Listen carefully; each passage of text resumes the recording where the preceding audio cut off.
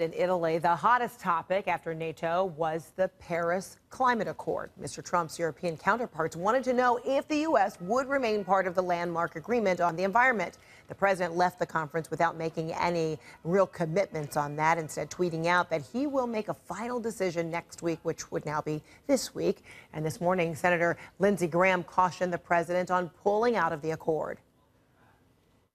It's a voluntary agreement. It doesn't require cap and trade measures to be imposed on our economy. It's all voluntary. If I were him, I would stay in the agreement and make it a better deal for worldwide business interests to improve the climate, better deal for business. But if he does withdraw, that would be a definitive statement by the president that he believes climate change is a hoax. Stay in the deal, make it a better deal would be my advice.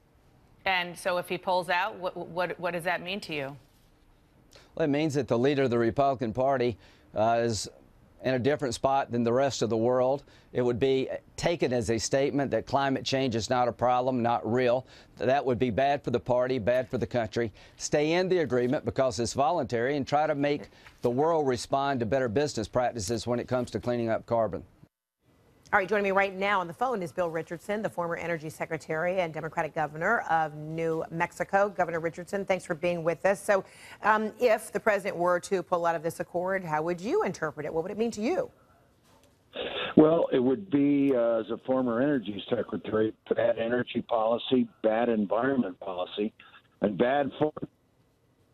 Simply, scientists are saying that if we pull out, what it's going to mean every year is 3 billion additional tons of carbon dioxide in the air a year. We've already relaxed coal power plant standards, fuel-efficient standards. We've lessened our commitment to renewable energy. We're basically saying oil and coal are going to be our main energy sources when we should be spreading it around. And then as the world's biggest carbon emitter, we're turning our noses to 195 countries in the world, Europe, China, saying, we're gonna be bad boys and play with a ball and run away. I think it's just a disastrous policy decision that lessens America's leadership in the world, environmental, energy, moral, and national security leadership. In your view, would it also be sending a signal that this president does not believe in science, does not believe in climate change? And, Lindsey Graham said that the message would be that Trump believes it's a hoax. Do you agree with that? Would you go that far? Well, I think we have to not look to politicians and political leaders. I think let's look at the science. I mean, if we pull out of this climate change agreement, the Earth is going to reach more dangerous levels of warming. And this means for the United States, it's going to trigger, and the world, more extreme weather. It's going to raise the seas higher, ice sheets faster, shortages of water and agriculture, crops. We're an agricultural country. It's going to be more difficult to get crops moving in the right direction. This is just a very bad national decision for this country. And I hope the president doesn't pull out. I hope he also doesn't say, well, we have to renegotiate a better deal. Well, how are we going to renegotiate a better deal if we've got China and Europe doing, I think, very, very strong levels of carbon cuts, and we say, no, we want a better deal. We want a better deal than you. What's going to happen, Frederica, is a lot of countries, if the U.S. pulls out, they're going to pull out, and the agreement will be torn to shreds. And I think the planet will be severely damaged with more carbon pollution and greenhouse gas emissions.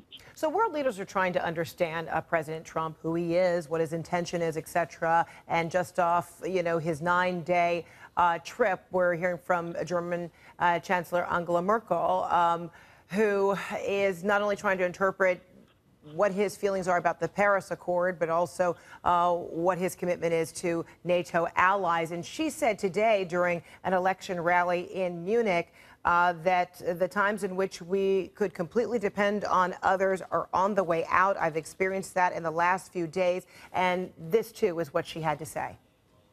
The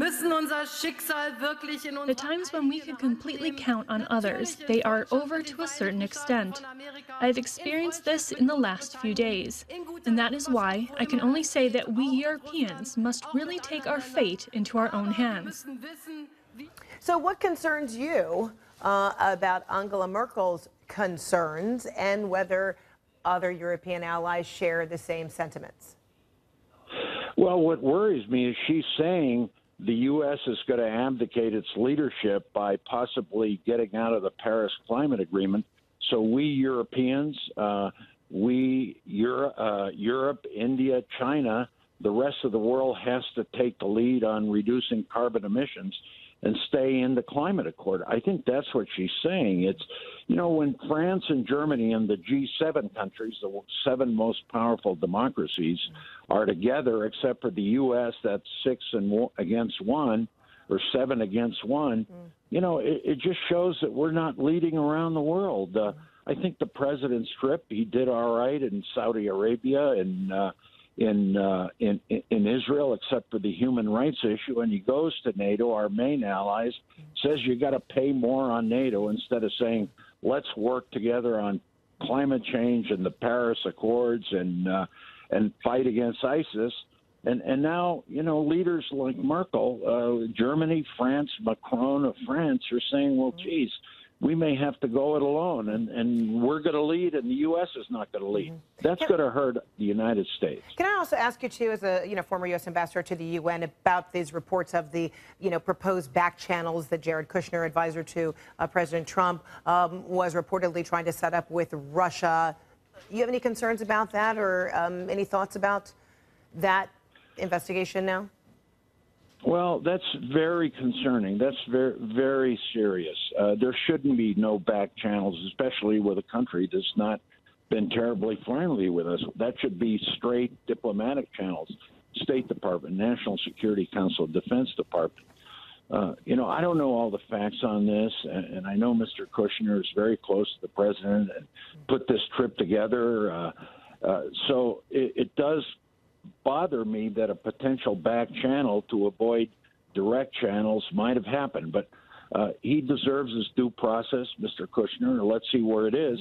But it does bother me, too, because he's a good, smart guy, but he's a young guy. He's 36 years old. He's never been in government.